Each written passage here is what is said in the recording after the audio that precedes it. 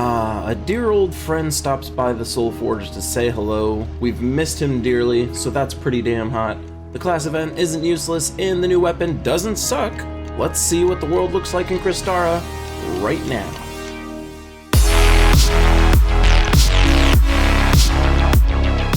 This week's event is a raid boss. We get to blow the crap out of Icy Zool, and who do we get to do it with? We get to do it with Forest of Thorns troops. Actually, Forest of Thorns has amazing troops in it, so this is going to be a really fun event. I actually have a ton of different teams that are very unconventional this time around, but I also have the safe ones. I'm using a very unconventional team because I like to be a silly boy, especially this week because I'm just feeling like mixing it up. But the new troop this time is Faemark. Faemark is nothing special, doing damage to the boss, and then if you kill someone, you cleanse everyone and dispel the enemies. Whatever, nothing too crazy. Godslayer trait, of course, Skull Dodge, which we'll never use, and some immunity to some stuff. Faemark, nothing too crazy this time around, but this is the team that I plan to use. There's going to be entangling going on constantly, so I don't really have to worry about barriers so much this time around. Mana generation out the wazoo, and destruction aplenty. The new weapon, of course, this time around is this bad boy. In terms of its damage output, it's, the same as everything else, but when we go to actually upgrade this thing, you can see that it's also entangling the first enemy every single time you cast it, it's also cleansing yourself every time you cast it, and it's also giving all green allies 2 mana. So overall, the new weapon is really, really, really nice. I think this event is going to be super fun. Another team you might want to consider is a traditional Mang build. Since we have Alderfather in here, we're going to be able to do all kinds of fun skull damage converty goodness. So Mang for your damage, Alderfather for some happiness, still going to get entangles because of Alderfather, and then Faemark is going to just be used to blow up Zuli Boy when he's in there. Alternatively, for lower level players, you could put this team together incredibly easily. It's going to be taking advantage of the new weapon, Forest Troll, Wood Rhynax, and Faemark. So damage output in terms of Faemark and your Oaken Crown, you'll just be able to just slowly whittle everybody away with this and just loop your face off. This team also super viable. Or if you feel like being a little bit safer, we've got ourselves the traditional Titan build here with the Forest Troll, Wood Rhynax for more looping, and then Faemark, of course. This will be a little bit dependent on just randomly getting skulls, but this will also be able to smash your way all the way through.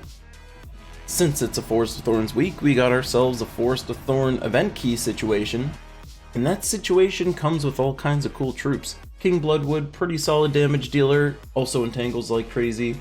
Yasmin's Chosen, a mana generator who does okay damage, but also entangles like crazy. We've also got King Avelorn, used in the Life and Death defense teams. We've got Sylvanamora, which is a pretty decent damage dealer, entangler, exploder. Forest Troll, of course, is a staple of a lot of different builds. All trolls are very high value, so that's cool. Green Seer, really nice mana converter for green mana. Rowan you probably already have because you've done the quests for the kingdom, but if not, you might be able to snag an extra one of those. So overall, if you're opening up event keys, there's some really decent options to be pulling. Alderfather, of course, is from the underworld, so you're not going to be able to pull him. But if you're missing a lot of these troops, there are some really cool ones to go get. In the Glory Rewards section, we've got Mr. Dandelion, who I think gets the award for the coolest art that I've seen in a long, long time. Dandelion, of course, does nothing super cool. He's just conjuring a leaf storm, and then diseasing, entangling, or poisoning everybody. No loop ability, no damage, kind of some utility, nothing really that great. Skull dodge and skull resistance, I'm never going to put him in the top slot. Are you? No, you're not. So, this guy, even though he does entangling when he does skull damage, not someone that I'd ever run in the top slot, not someone I'd ever run at all. But if you need some arcane mountain trait stones, there they are for your getting pleasure. In the Soulforge this time around, we can see that, doesn't seem to be anyone super crazy. Jesus Christ, that's Possessed King. So, Possessed King is in the Soulforge. Thank the Lord. I know everyone has been waiting and waiting and waiting, and he's finally here. Possessed King in the Soulforge. Don't even look at anybody else. Nobody else is worth crafting except for Possessed King. And I say that honestly. There's some really decent legendaries in here actually. I wouldn't recommend you craft them. But as far as things you could be crafting, Possessed King is the one. Go get it. Congratulations. Enjoy. On the weapon side around, there is a elemental bow. Elemental bow is actually really darn cool. If they ever release an elemental class, it'll be god tier. So I strongly recommend, if you are able to squeak out the extra diamonds to get yourself an elemental bow, you try and do so. There are tons of elemental troops that are amazing. We just need an elemental class and then this weapon will be god tier. So I recommend you get one.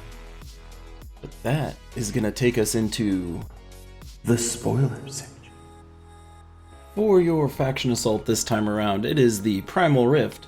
Primal Rift is something that you can smash on through with this team.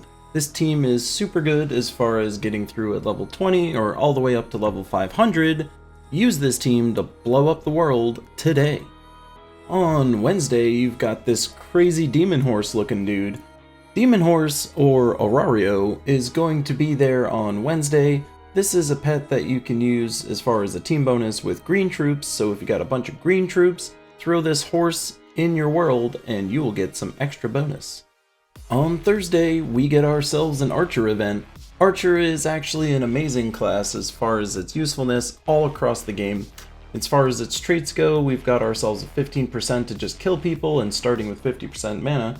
But we also get Hunter's Marks on 4/5s, we also get Entangles at the start of a fight, we also get a Leaf Storm start for funsies, and you can dodge some skulls if you want, and that's about where it caps out. So I would recommend getting this class up to level 70 if you would ultimately want to get the most out of it. Level 20 will get you more or less most of the fixins that you'll care about, but overall a super sweet class, so get your hands on that thing on Thursday. As far as teams you could be using for this event, we've put together a bunch of them. This one is going to be taking advantage of the new Oaken crown with Lady Anariel for some mana generation with a couple King Avelorns just to make people hurt and cry. This next team is basically doing the same thing but with the Mountain Crusher, so you'll just have mana in that capacity with some barriers on browns just for some added safety. And this team is basically going to be doing tons of mana generation with your Oaken crown, but then we also have Thorn Knight in here just to be doing some extra damage and entangling. Lady Anariel will also help us with some mana generation on top of that. An Alderfather in here is basically just doing some damage to the weakest person and then destroying some purples for some extra mana there. Feel free to use this in that order on that day. On Friday we have nothing going on, but then on Saturday we get yet another pet rescue with Mr. Gargurgle. Mr. Gargurgle. Gargurgle here is for Primal troops, which is not Primal Rift troops. This is actually the seasonal imps that are out there, so your winter imp, your autumn imp, etc. Those will be getting a team bonus. You never use all those together at the same time, but if you did, Gargurgle would be giving them some extra stuff. So that'll be for us on Saturday. For the Switch folks, you guys have yourselves a Guild Wars event. Guild Wars means you're going to set your defenses and your sentinels. Make sure you get all of that done today. Make sure you watch any videos that I've got on Guild Wars teams, defenses, all that good stuff. You make sure that you do it right now. On the Glory Shop, we've got ourselves a Rhynax troop. This guy is going to be actually pretty good for doing some blue mana generation here, since it's going to have a 3x boost for every single submerged ally that we've got on our team. This thing scales really quickly, pretty darn fast. So if you have a bunch of submergy stuff going on, which admittedly isn't a whole lot right now, Rhynax is in there for your getting pleasure.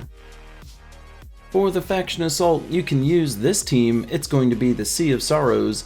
This team will be able to gobble and explode your way on through all the way.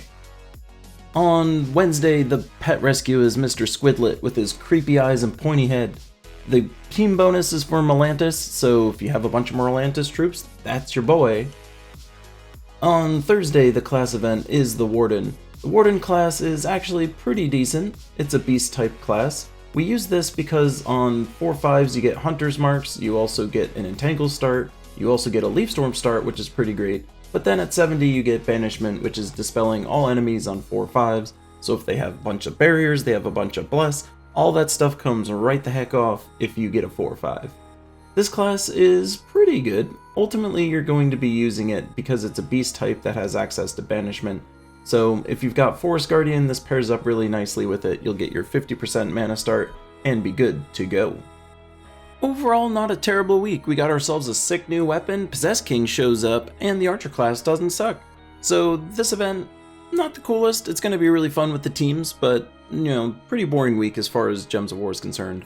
That's all I got for you guys. Check me out on stream at Twitchland. Make sure you're subbed to the channel because that's a thing that cool people do. We've also got the 2000 sub stream, which is going to be 24 hours long of me sitting here entertaining all of you guys like the court jester that I am. But that's all I got for you guys again. I'll see you in a future video. Mwah.